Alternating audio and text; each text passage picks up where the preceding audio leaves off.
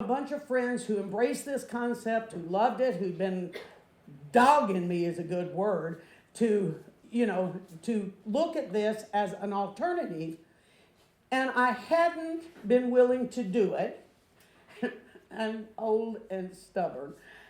I really and truly, and I've told Robert this, I did not see a place in my life for this system.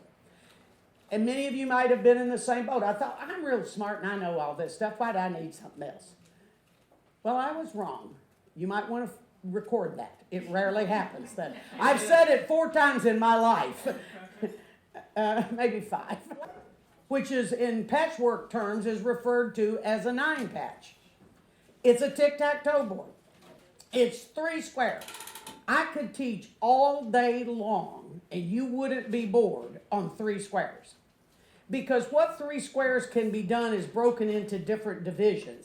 I can take the corner squares and put a half square in them. I can put quarter squares in the one in the middle.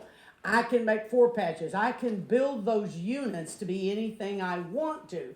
So patchwork is determined by grid system.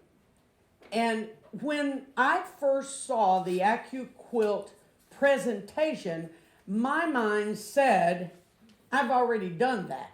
I have been there. I made that 10 years ago or whatever. Well, that was pretty presumptuous of me, but I'm honest in that was my thought, and I've shared this with Robert. Then I sat down one day and went, wait a minute. It's a half square triangle. So right now I've been working with the 8-inch die. And people go, I don't like 8-inch blocks. I don't give a rat's about the size of the block. I care about the dies that live in the block. So I've looked at it differently.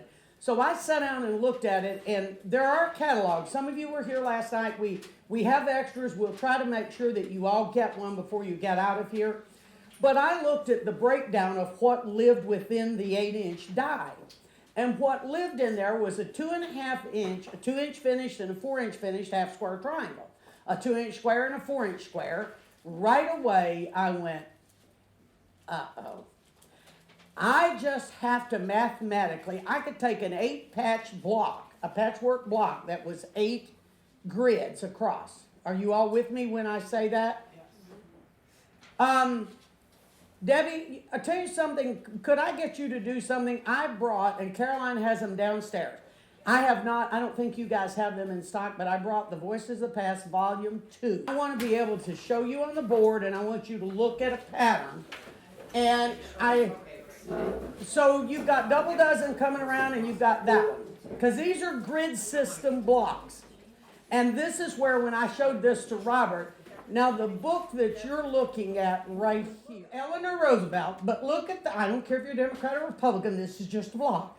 Run across the top and count the number of squares. Now I'm going to do 2 or 3 things. There's 1, 2, 3, 4, 5, 6, 7, 8. Yeah. This is an 8-patch block that can be made. This is in the Voices book. This can be made with any die sitting on the table. It can be made with the 6, the 8, the 9, and cube, sorry. The 10 or the 12 cube, thank you. My language is not good. I haven't drunk all the Kool-Aid. So I don't want you looking at the cubes like I did when they were specifically an 8-inch block. They're not. The elements within the cube makes whatever I want it to be by the number of grid that live in my block. This entire block I can make with that. Now I can make it with a ruler, and I can make it doing the old 7/8 and the 1 1/4. I've got more than one method. Which way do you think is going to work the quickest?